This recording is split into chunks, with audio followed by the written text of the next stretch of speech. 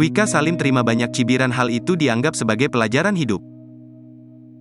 Pedangdut Wika Salim kini anggap cibiran artis tanpa prestasi sebagai pelajaran hidup. Kondisi Wika Salim yang sempat syok dengan cibiran artis tanpa prestasi itu ketika moodnya sedang tidak bagus. Tapi Wika Salim saat ini mengaku sudah tidak masalah dengan cibiran soal artis tanpa prestasi itu. Setelah kejadian tersebut, Wika Salim mengaku jadi dapat pembelajaran hidup. Walaupun Wika Salim sempat menangis sedih dengan cibiran netizen itu.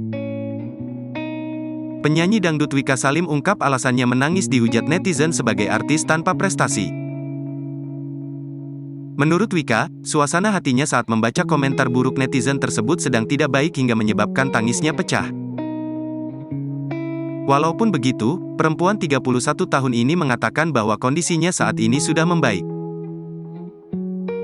Sejak kejadian tersebut, Wika Salim mengaku mendapatkan pelajaran hidup.